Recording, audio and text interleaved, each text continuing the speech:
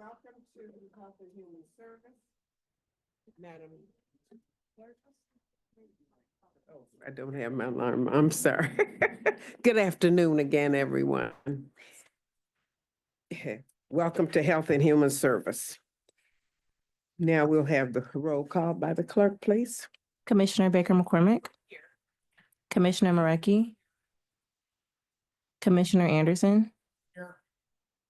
Oh, he's here. Commissioner Killeen. Here. Chair Scott.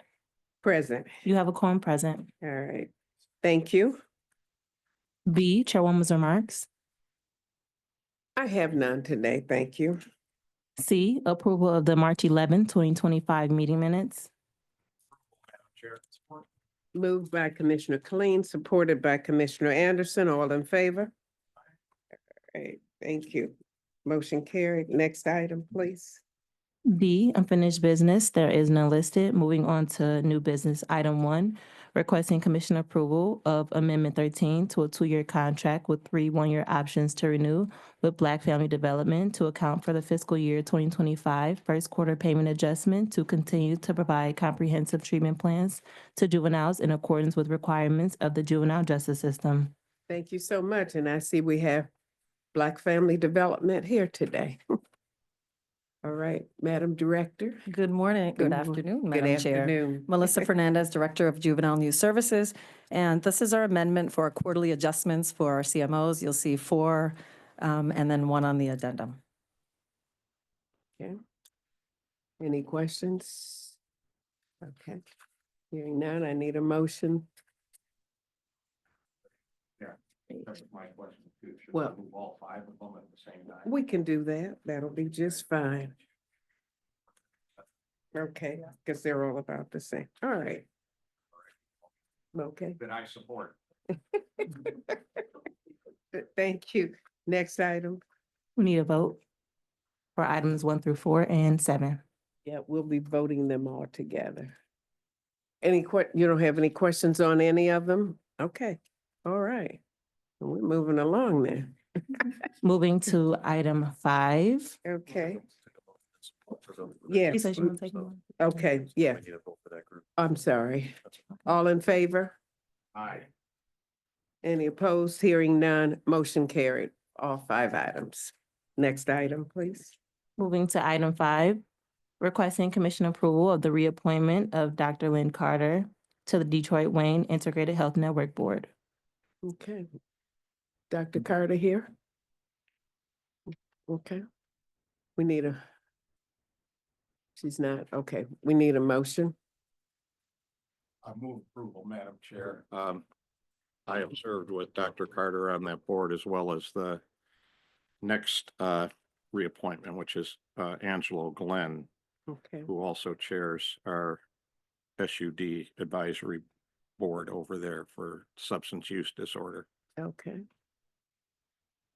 So if I may, I'll move items 5 and 6 together. Very good. It's been moved by Commissioner Killeen, supported by Commissioner Marecki. Oh, I'm sorry. Commissioner Anderson, go ahead. I just wanted to ask a quick question. Is there someone here from DWIN?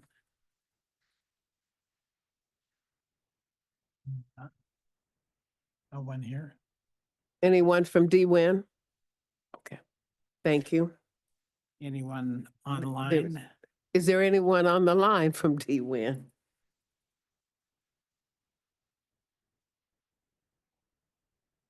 Guess not. Okay, all right, I had a question, that's all. Mhm. Mhm. Yeah, Mhm. I was just wanted to ask him about something else. Thanks, So, thanks. Thank you. okay. All right. We have a motion and support for 5 and 6. All in favor? Aye. Any opposed? Hearing none, motion carried. All right, next item. F, such other matters as may be properly submitted before the committee. There is none that I know of. Okay. G, public comments. Just before public comment, I see Doctor is here. I got a couple questions to ask you, Doctor. It almost forgot. I asked him if he was I gonna thought it was gonna be here. other matters, but you know. Yeah, all right. Thank you so much. I was calling to see, have we placed all the vending machines locations? Not just yet. So Dr. Abdul El Sayed, Director, Health Officer, Wayne County Department of Health, Human and Veteran Services. So not quite yet. We have hit the majority of communities now, and we are still working with partners on placement. So if there are folks that you all are aware of who'd like to work with us, please do have them reach out. We have been making really good progress, and I also have our behavioral health lead, Tara King, on the line, and she's available to answer any questions as well. Okay, I was just wondering if you could let us know where they're being located at already. So it might be worth, Tara, do you want to share your can she share screen? Sure. Do you have the dashboard you could pull up? Yeah, what I will actually do as well before doing that. Hello, Chair Scott and fellow commissioners. This is Tara King, Community Behavioral Health Administrator.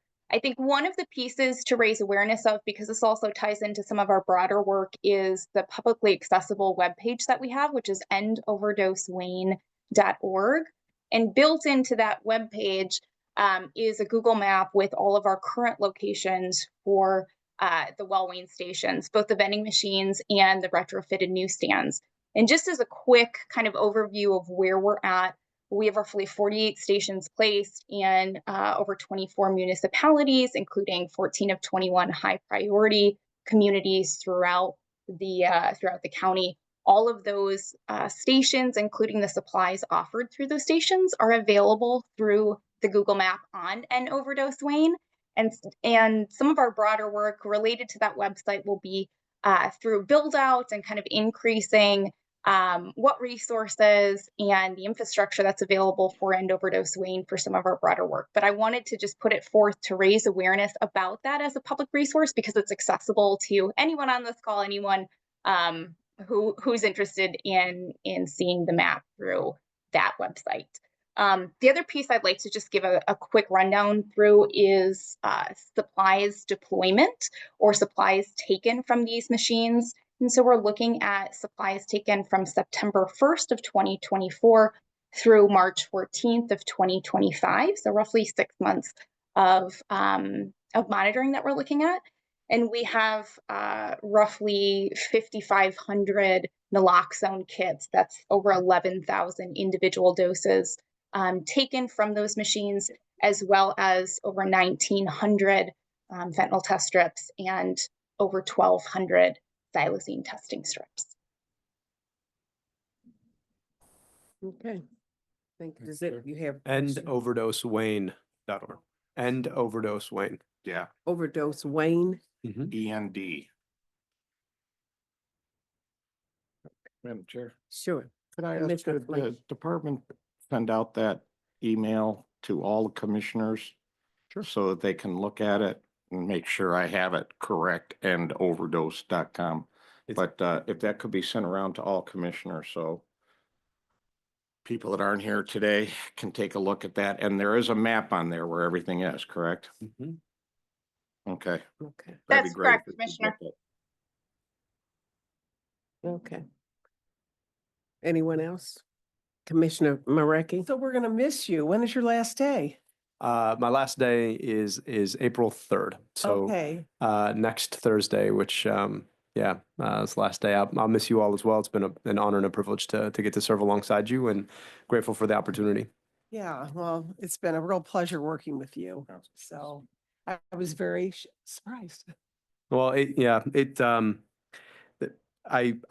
there's nothing about the work here at the county that that at all was the factor. There's another opportunity I need to go pursue, and I'll be sharing a little bit more about that. But I've really enjoyed the work here. We've got an incredible team. The department is, I think, in a position to continue to lead, and has emerged, I think, as the most innovative and effective department in the state. And I think we'll continue in that trajectory.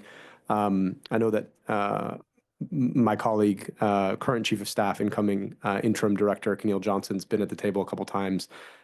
She'll do a great job. Our deputy director, Helen Nemo, is phenomenal. So you're just looking forward to continued success. And, you know, I spilled literal blood, sweat, and tears, particularly at JDF here. So, you know, wouldn't want to leave the department in a position where it couldn't continue to succeed. And I wouldn't have even considered leaving if I didn't believe that it could. So I know that under your stewardship and the county executive's leadership, it'll continue. And I'll look forward to watching it. Well, it's been a real pleasure. Thank you.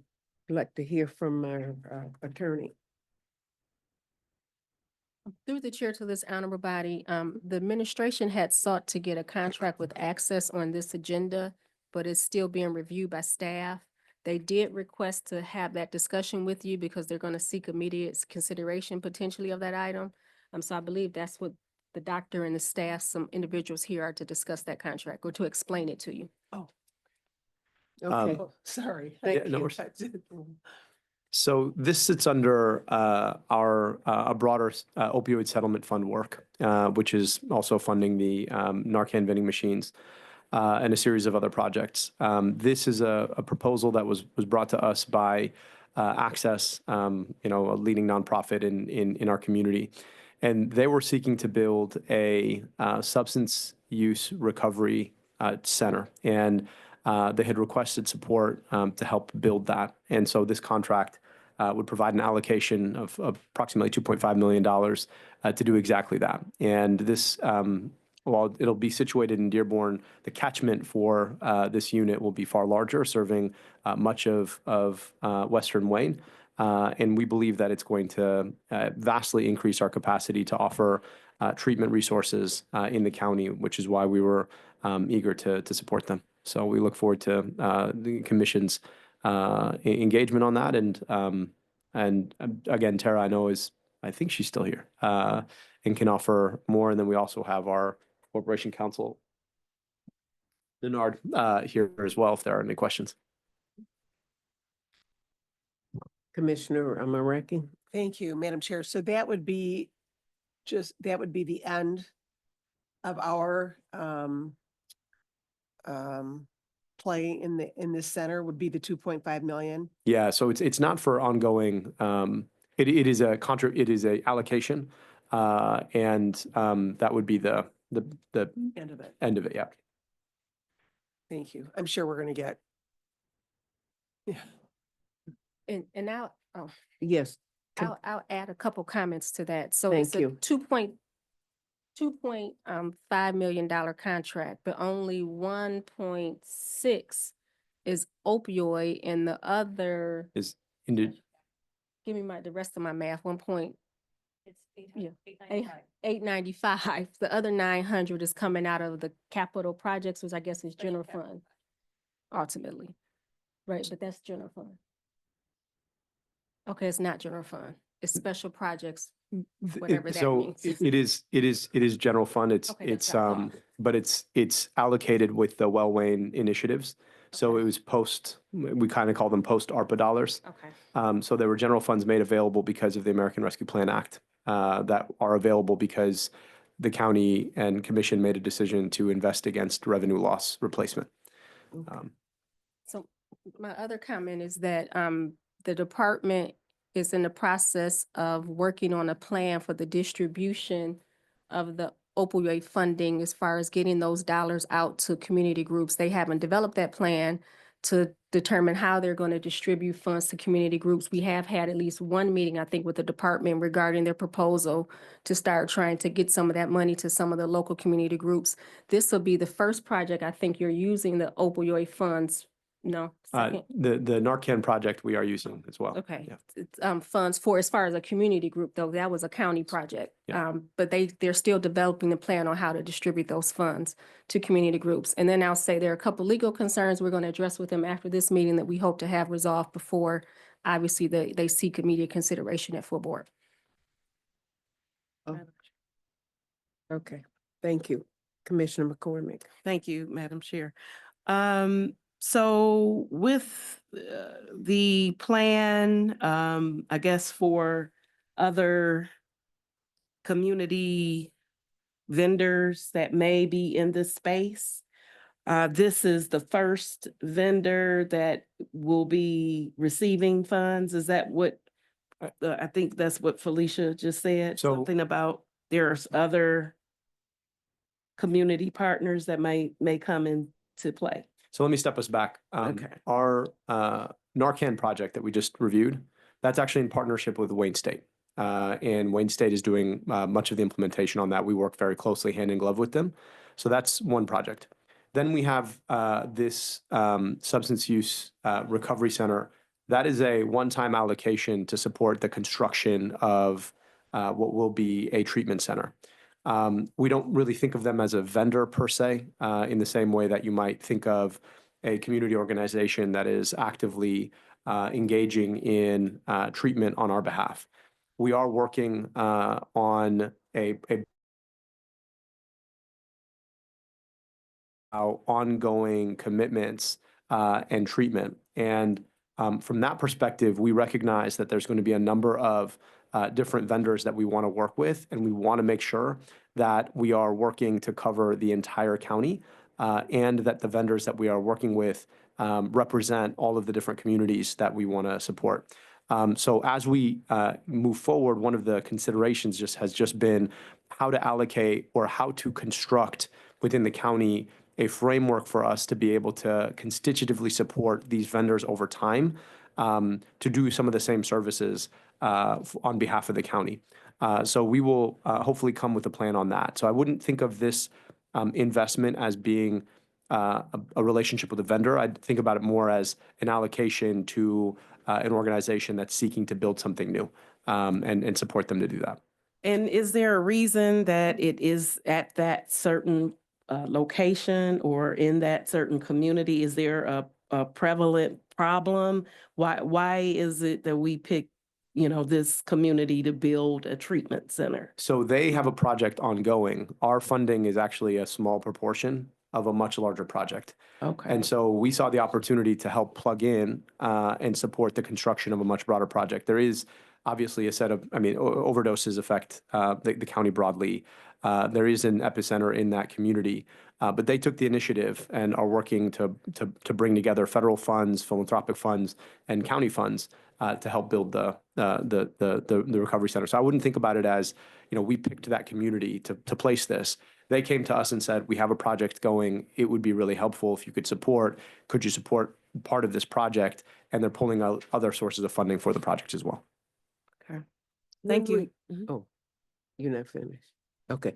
When will you have this overall plan for the rest of the community? The hope is in the next couple of months here. And the team has been very diligent on that. I don't know if Tara, if you're still on, if you want to offer a bit of an update.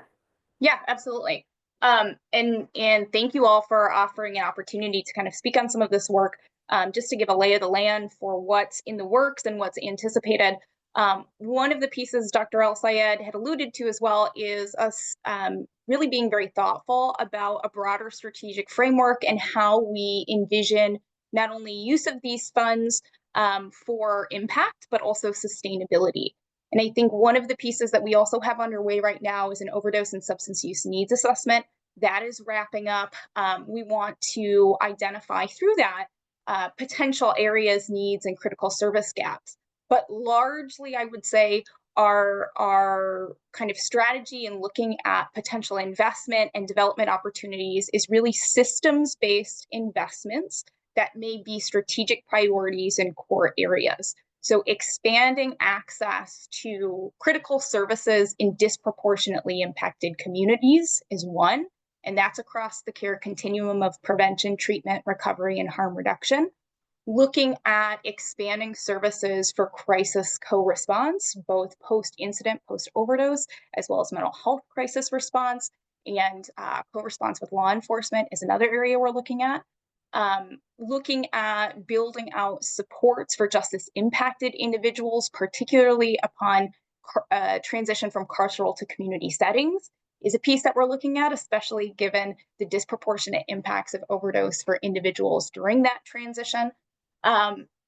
Really looking at potential development of a low barrier, rapid access model for linkage to medications for opioid use disorder is a piece that we're working through. And those are just some of the, initial considerations for potential areas for development and investment. But really what we're trying to do is develop a broader strategic framework for how to operationalize the use of opioid settlement funds so those not only meet the community needs, but also align with best practices. One of the pieces, and again, in terms of a timeline, we're happy to connect at any point to kind of walk through current progress and what's anticipated. I think we recognize the need and the importance of having something that's available to not only guide this work, but also guide broader work for how we think about use of these funds over time. We're anticipating funds being received until 2038. Okay, I want to go back to Commission Council on this because I'm not sure if we're putting the cart before the horse or something here. So a few questions, just for clarification. I think I know the answers because we met, but so the plan that you're referring to that you're going to put together, one, I guess the first question would be how much money of the overall opioid settlement funds that the county is getting that you're anticipating putting aside for community groups, the process for community groups to actually apply, and then that evaluation process for actually selecting those groups. We understand the strategic goals overall, but there are still some pieces to that puzzle that I think this body would be interested in. And once that plan is developed, does the department intend to come back to this commission for discussion of that plan? Or is the plan to put it in place and start divvying up the money or selecting groups before you have that full conversation with the commission with regards to the overall plan to get those funds out? Yeah, I do want to your point about putting the cart before the horse. What we're offering is a framework for a plan. What we'd like to do is come and present the plan when it's ready. We've been working very diligently with Commission Council to make sure that we and Corp Council are in agreement with how this could work, and then sit down with you, move that conversation forward, and then start to think about allocation. So we don't want to move in advance of commission approval, and at the same time want to make sure that we are working with our own corporation counsel to understand what aspects of this require commission approval, what aspects of this we can start to design. But we want to be extra diligent to make sure that commission has input and perspective where that is needed and can be offered. So we'll be working with Commission Council on that front. What is I think the important takeaway that I want to make sure that you, Chair, and commissioners on the committee understand is overall we're doing on paper nearly $73 million. The critical responsibility for us as a department and as a county is to make sure that that is stewarded into addressing the overdose epidemic as directly and as efficiently as it possibly can be, with a focus on addressing the hardest hit communities and also making sure that resources are widely available. The challenge with this is that $73 million doesn't come in one pot immediately. It comes through a series of different settlements that all come in bits and pieces, and depending upon what happens with the fiscal health of any of these companies, could go away, right? So you could imagine one of these companies that has a settlement agreement going bankrupt, and then the funding that is supposed to come out of that settlement going away. So the tough part from a management standpoint is it'd be ideal if you just had money in a pot and then you could dole it out evenly over time. The hard part is you can't get ahead of your skis with the money that's not yet in. So when you're designing a program, you can only really design around what's there and trying to be just ahead of where money's coming in with the ability to pull back if you need to, right? And so as we're thinking about both how do we make sure we listen and learn from the community and be community-led and evidence-driven, we also have to think a little bit about what is the mechanism by which we can dole out funds without getting ahead of our skis. So it has been quite a management challenge. Tara has been fantastic, along with Dr. Sheth, who's been leading this effort in helping us think through that. But when we come to you with a plan, I want you to sort of have a sense of the dynamics of the problem at stake and how we're thinking about it. So these first couple of projects have been our effort to get funds out the door to A, get Narcan out there as fast as possible. B, this opportunity with this new project came to us and we realized an opportunity for us to just be a capstone on existing funding. But then C, really thinking about, okay, how do we rush resources where we can in a way that addresses all three of these parameters of the problem? Commissioner McCormick. Okay. So a couple of things.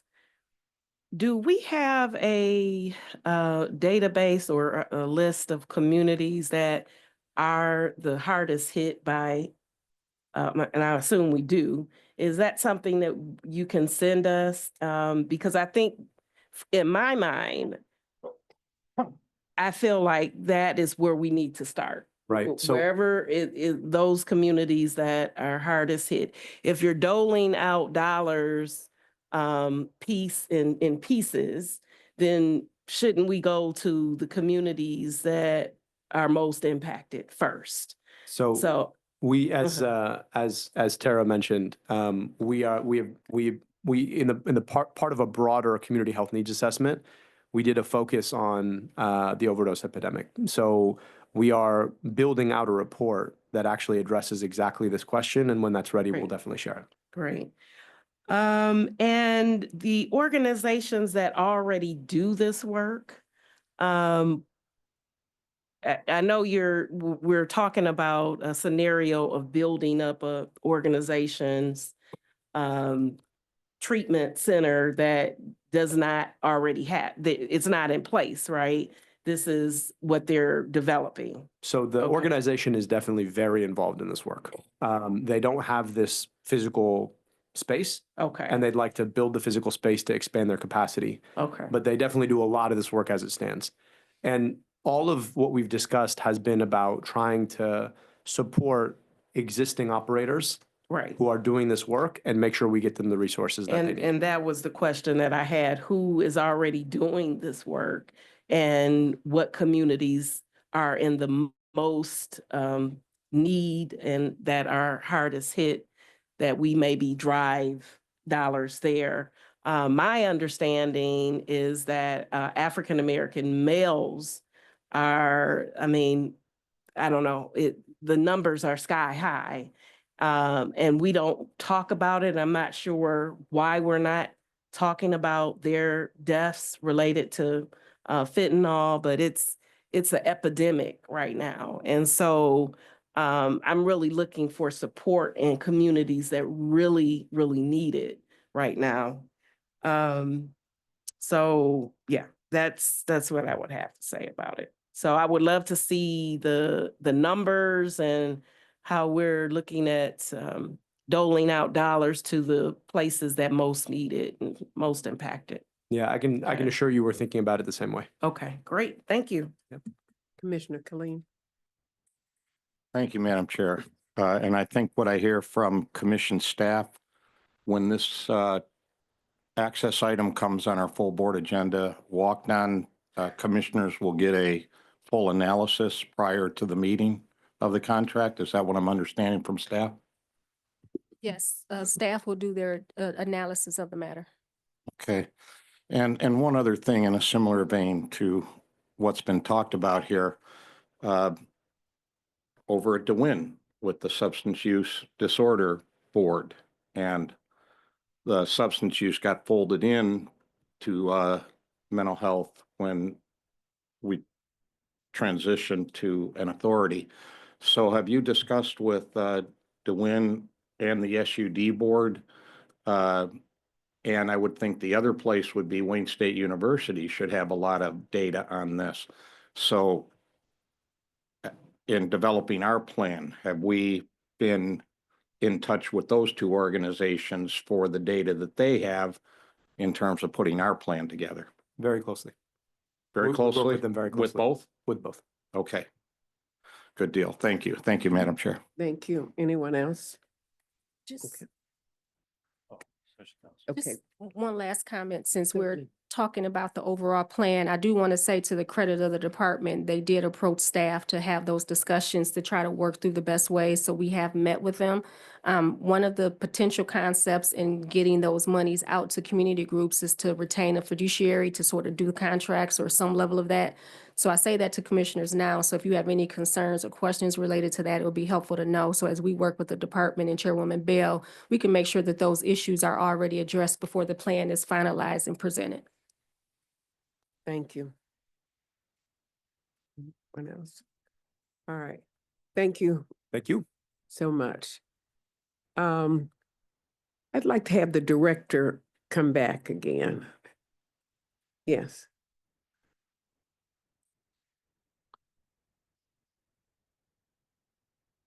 Sorry, I didn't ask you when you were here earlier, but regarding the deserts foods, I don't see Highland Park included in that, and Highland Park is probably one of the most deserted food. So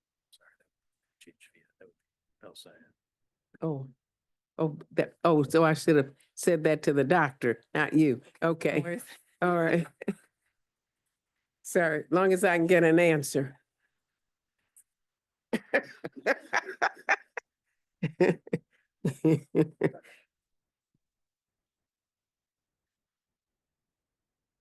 Abdul Sayed, HHVS. I didn't catch the question. I'm sorry. The question was, why wasn't Highland Park included in that for desert for the foods? I mean, it is probably the most deserted place. In fact, just last year, we had a group in Hamtramck to do a study on the food desert. And Highland Park was one of those that, and she did my whole zip code, all of my district. And it was one of the worst between Detroit, Highland Park, and Hamtramck. And I see Hamtramck is included. Yeah, there's no doubt that Highland Park is decidedly, I don't love the term food desert. I think the better term is probably food swamp, meaning. Well, we can say swamp, but you got desert in here. So. I guess the one question I have is I don't know what document you're referring to. I may not have it in front of me. The the food trucks program. Yes. Yes. So,